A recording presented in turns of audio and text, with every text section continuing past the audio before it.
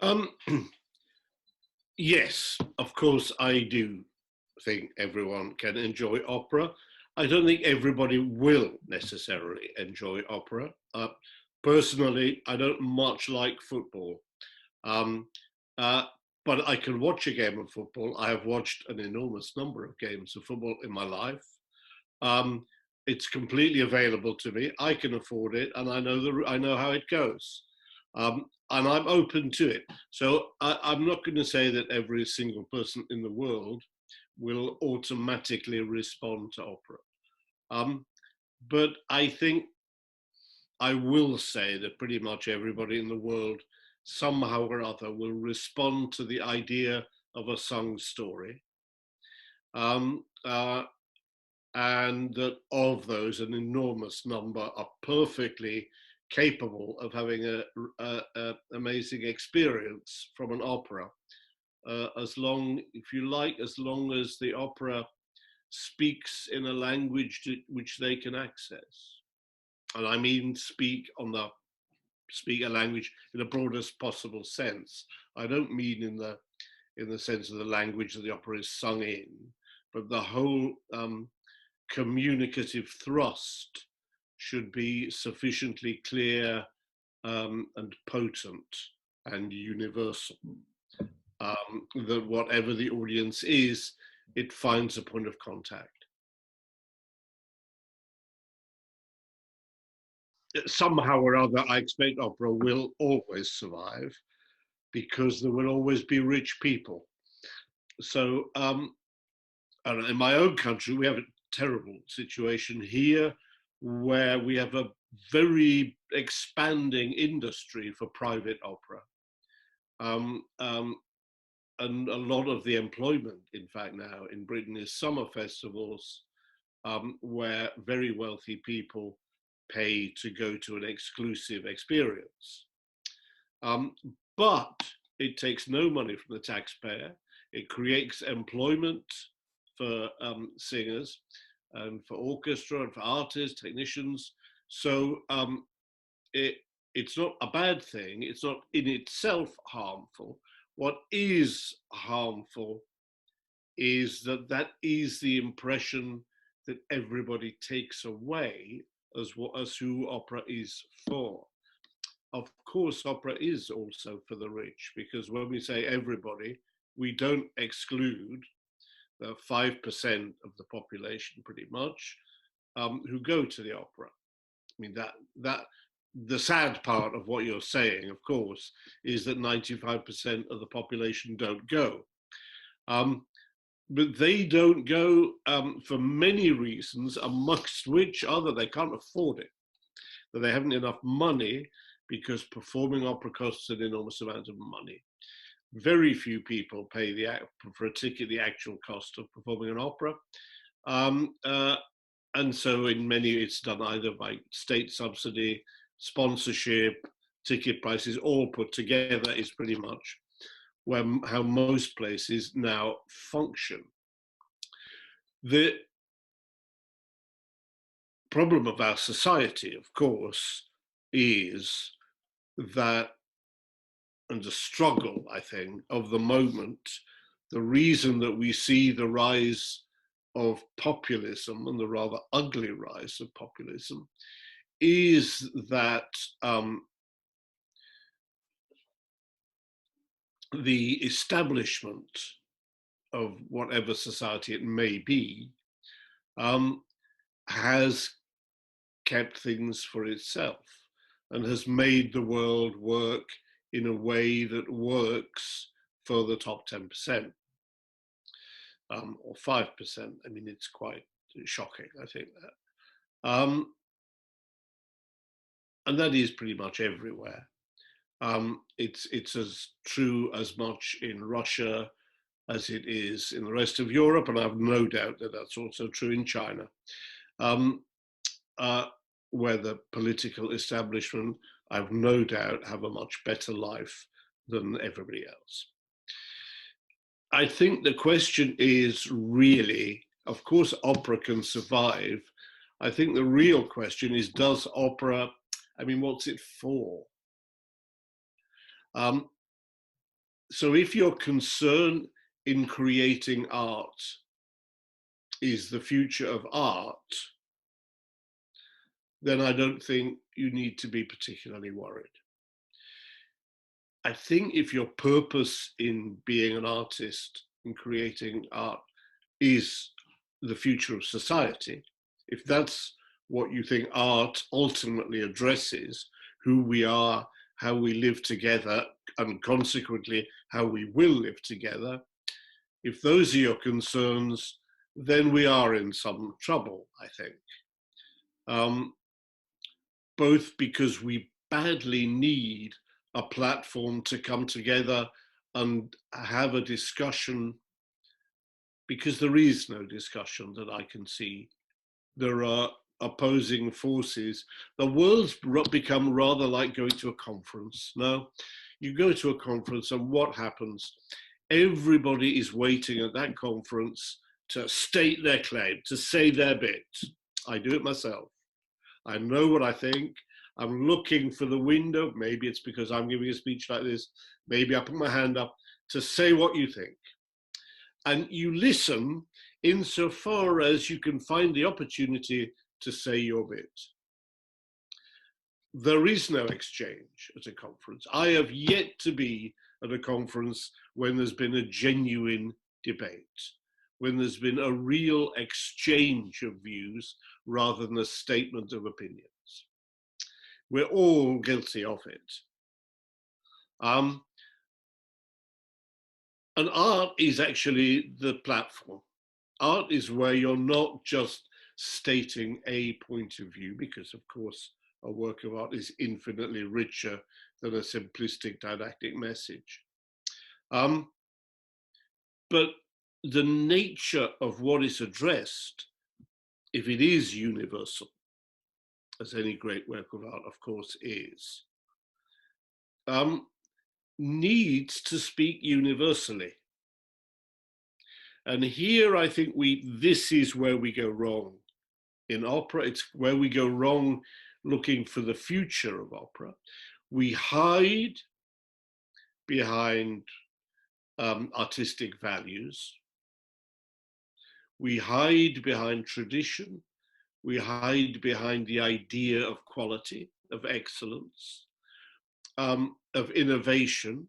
We hide behind that also. We create an endless series of values that mean we don't have to talk about whether it's speaking. The conversation is always about the how and not about the what. When we talk about, even when we create new operas, they're wonderful pieces. So often the discussion is about what it sounds like, how it's done, if it's effective, if it's theatre-wise. Very rarely does anybody talk about what it's about. The only thing really that matters. I mean, partly, of course, opera has become tyrannized, I think, by the music. Of course, the music is fundamental to what an opera is, but it is harnessed to an idea and to a subject and to a theatrical world. We have over fetishized the composer. Ridiculous phrases like what the composer wanted, what about the composer, such things as that. We've over fetishized it so that we, in order to protect ourselves from a discussion. And to back away from really encountering the nature and the heart of a piece. How do we find recognition, which is basically all anybody is looking for in this stuff? How do we find the present in the past and the past in the present? Really basic stuff. Because nobody writes a piece about the past to talk about the past. And any piece of work, when it was written, was talking about the present. In that fundamental thing, I think, is where we go wrong often in opera, because what we choose to talk about is what was and not what will be and what is. So the sickness of nostalgia, the decadence of looking backwards, is rather stifling. And the focus and the concentration is in the wrong place. We don't do enough new opera, of course we don't, and that's one of the reasons why, but nor do we respect all the great works enough to understand that we're only performing them if they're about who we are now. We don't want a history lesson from an opera. We're not that interested in knowing who human beings were. What we want to understand is who we are. And in that way, it's very necessary to remove the rituals and to the codes and all the levels. I mean, the danger of opera is it's too encoded, and that it's not accessible, that you need to be too good at it to find your way to it.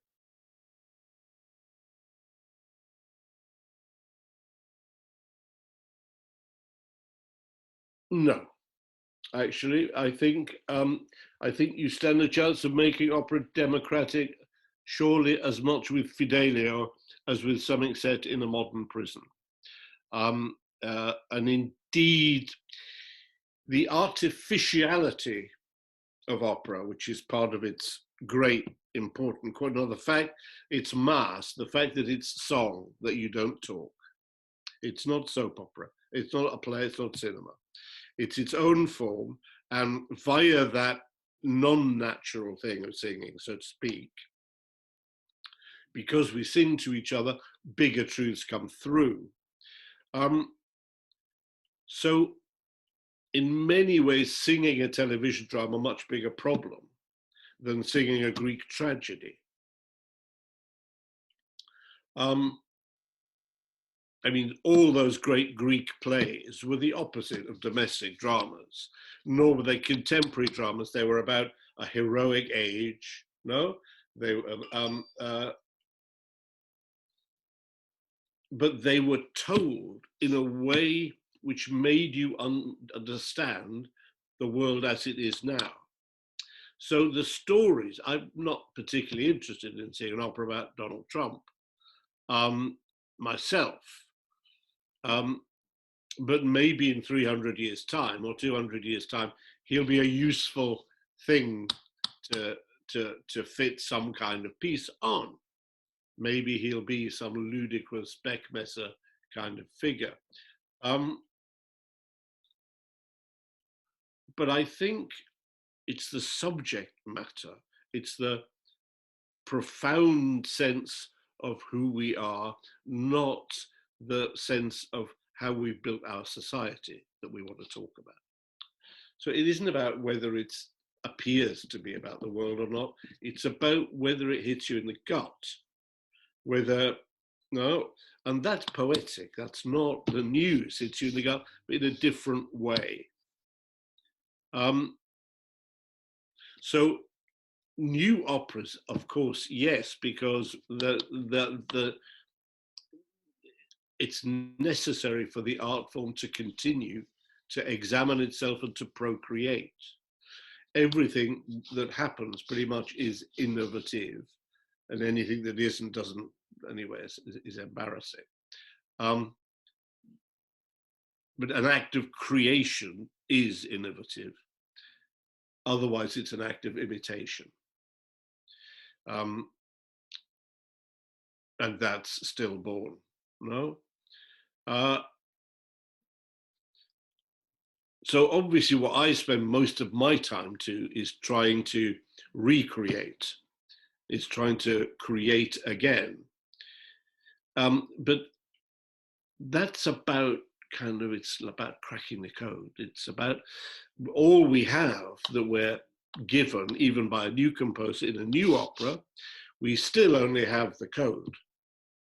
We don't have the substance.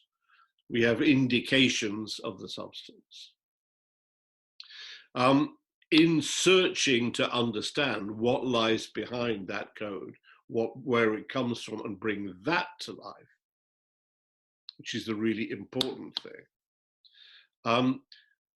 In that area is where we need to find a way of decoding, of going beyond the code in a way that is alive for everybody listening and watching.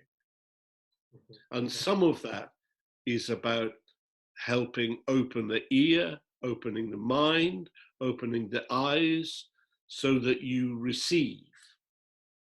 So that, like tuning into a radio, in the old days, you used to turn knobs to turn into a radio sound, and it would go fuzzy, fuzzy, fuzzy. There's a moment when it suddenly is incredibly clear. That's the moment you're trying to find for every single person in the audience. That's the challenge. How do you remove the out of focus, the fuzziness, the almost, and get it to that moment where it's so clear that it's undeniable?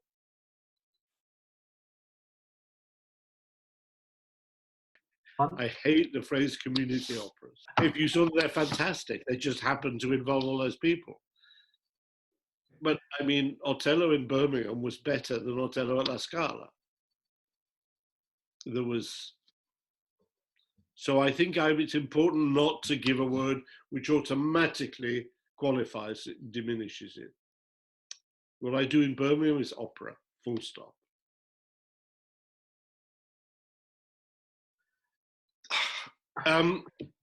Well, I'm in a singular position, of course, because I have a reputation on one level, which helped me in the first place to find the support to make the experiment. But the nature of what we do in Birmingham and what is essential is that we put together the audience and the audience involved in and becoming part of the opera with the best possible musical experience. So there's no compromise. In fact, it's the exact opposite. What I generally say is everybody who's involved in the performance, including the audience, contributes to a unique and special event. So, which is why the events are so rich and textured. The method's quite simple, really, that we have people from the city, volunteers, people we target and bring in, who act within it. We also now have a volunteer chorus, but it's not a permanent chorus. From each show to show, we change it 50%. So we're not a non-professional opera company. We're a constant process of renewal and re-examination. All of those people, so all of the people who act, they're not from drama companies and students and so on. They're people we get from around the city, and they represent more or less the demographic of the city of Birmingham, which means not less than 40% Black and mixed ethnicity. It's a very high level in Birmingham. So that means not less than that amongst the actors and amongst the chorus and amongst the soloists, where we normally go for a 50 to 60% casting of Black and mixed ethnicity. It's quite high. All of this is at least so that the opera bears some relationship to the world outside. When we have some smaller, depending on the size of the production, if we have a slightly smaller orchestra, we book our own orchestra. And at that point, we manage also to do maybe 30% diversity in the orchestral players. When we use the City of Birmingham Symphony Orchestra, there are maybe 1 or 2 people in a sea of white faces. And it becomes very obvious, very obvious. So that immediately opens us to a different kind of audience recognition. That all of the participants, of course, sell tickets to they own incredibly cheap tickets. All of the tickets are cheap. Whoever you are, you get the top price is £20. There's only one price, except of course we have enormous numbers of reasons for giving you tickets for £7.50. If you're a volunteer, if you're under a certain age, if you're over a certain age, lots and lots of people come for £7.50, the price of less than the price of a cinema ticket.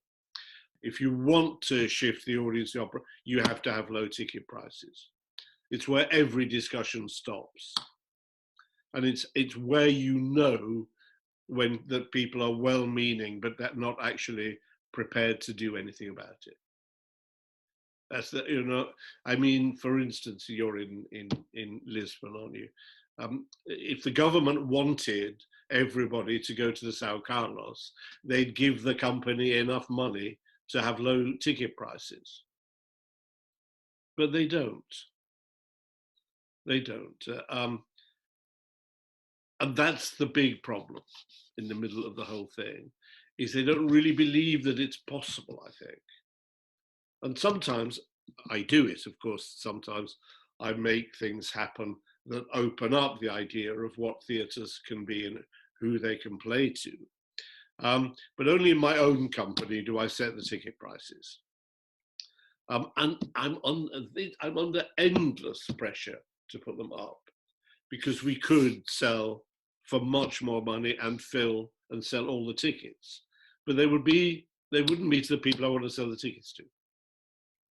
I mean, it's really basic, because we don't make all the tickets available at the same time online either. Of course not, because then the people who come are the people who know about booking tickets, the kind of person who knows about deciding a week or 2 weeks or 3 weeks before what they're going to do. Whereas the audience that we need to include are people who suddenly think, oh, I'll go tonight. Or say to someone, oh, what are you after? Yeah, I'm going to go. Yeah, no, we're doing the opera tonight. Oh, I think I might come tonight. It has to be that spontaneous and available if you want to open the audience up. So every aspect of what you look at, you have to remove assumptions. That, I think, I mean, nobody says shh in our performances. We allow mobile telephones, we allow photographing. There are no announcements at all telling you what you can't do. And there are no rules. The venues are everybody's standing up, and the chorus and the actors and the singers are all mixed up in one place, and moving around. It means as an audience member, you have to be aware, because you have to move, and you have to choose where you're going to stand. You don't get a seat told and you sit there, and that's your viewpoint for the whole performance. You turn around, you move towards somebody singing, you can't be bothered, so you lean against a wall, your choice. And if you can't see, you can move. If you don't move, it's your fault you can't see. Really simple rules, no? Like that is how it functions. And so people begin to want to follow the story, and the story moves away from them, they walk following it. It's a choice, it's engaged, and you're physically engaged, and you're breathing the same air as the singers. You can see their sweat, their spit. It's a very, very different experience as being protected by the darkness. You have theatre lights in your eyes. Of course you do. You're not always, sometimes you're in darkness, but sometimes you're in bright light and half the audience is looking at you. You feel you're in the performance. All of these things help to put the audience in touch with the vibration of the piece. So what they feel from opera singing is not something strange and weird on the other side of a big black hole behind a frame, but what they feel is the physical intensity, the energy, and the athletic virtuosity, if you like, of producing these enormous sounds right next to them. It's impressive, it's thrilling, and it's actual.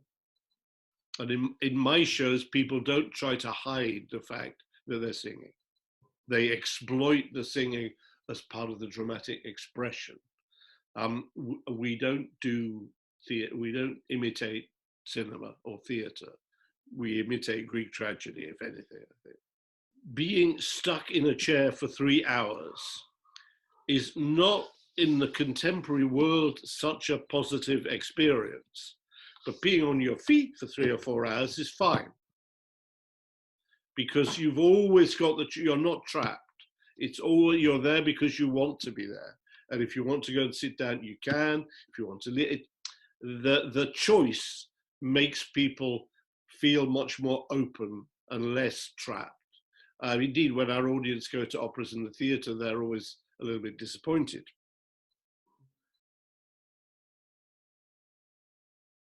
It's very liberating. It's much easier, actually. Much easier is the truth. It's much harder on a stage, because you're creating in 3 dimensions, not in 2. Basically, there is no front. You're just bringing things alive. You have to rehearse. God knows you have to rehearse, because for musical ensemble, that takes some time to live with and get used to and know. But it's much easier. It's more fun. It's more spontaneous. And once they get over the shock, of course, the singers love it. I mean, they are liberated by it, because they're not having to worry about singing that way or that way while they're doing a love duet, or they just walk through it. And the performance, of course, they have to perform in 360 degrees. So they're performing for the people behind them as well as the people in front of them. There has to be a scale which is really good for an opera singer. You know, to produce your voice really well, you have to think about all the back of your rib cage expanding and opening. Your whole body is alive, feeling and breathing, not just the front part here, but all the back. So when that's on the move, when that's breathing and pumping, it's as thrilling to be behind it as it is to be in front of it. I mean, some of that obviously was what I exploited in the Lisbon Ring cycle, of course, which was audience all the way around. It enables you to do a much bigger sense of performance, which is the theatre of opera. It's epic.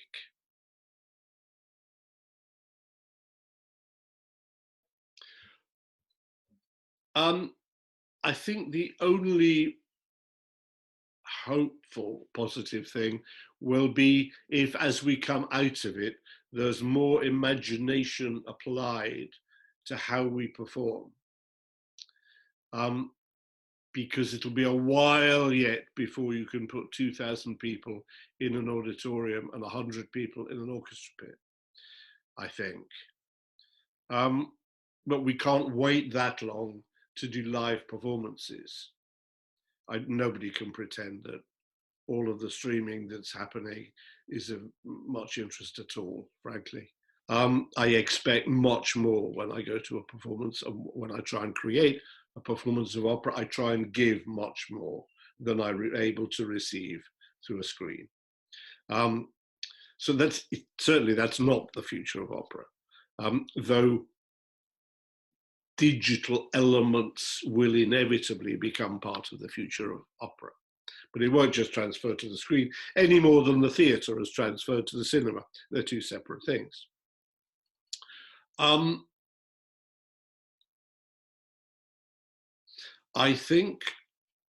I hope people will have understood both the incredible gift and value of being on your own, which I think we're not talking about enough. I think we're so obsessed with communicating, and because we use the word isolation, therefore we're waving, we're talking on the phone, everybody knocking on your door, we go to the windows and clap. Horribly here, Victory in Europe Day happens this week. We're all meant to go to our windows and sing a song. And there's a kind of obsession. What I think we've missed the chance to is to talk to people about how to be on your own, about how to reflect, about the incredible value of stillness, of silence, of looking inwards. I think there's not been enough talk about that. The advantage is as soon as the doors open, people can't wait to get out, I think. But part of the amazing experience of being in a communal experience of being at an opera is knowing that you're sharing the moment, but yours is in your own personal way. That's what's fantastic. It's not a mass thing. It's not a hysteria response. What it is a lot of people going to that part of themselves where they feel, reflect their inner world, their inner life, and being in that place alongside other people, being in that places. It's a beautiful thing. It's 2,000 people reflecting, contemplating, feeling without the need to contact other people. And I don't think we talk about that enough, about the preciousness of it, and about how these great works of art in relation to the audience do not produce the same thing. No two people experience the same work of art, because what they bring to it with them is the other half of what's happening, which is why the job is to be to make the event as porous as possible, as open to people to find their way in. But every new person who finds their way in has a different way of listening and perceiving what's happening. The sum total of those creates the performance, which is basically why I used the word rich in terms of Birmingham. That the truth that hangs in the air is communal, but everybody's idea of what that truth is their own. That was quite a good thing to end. That was a good line to end on. That is what I think.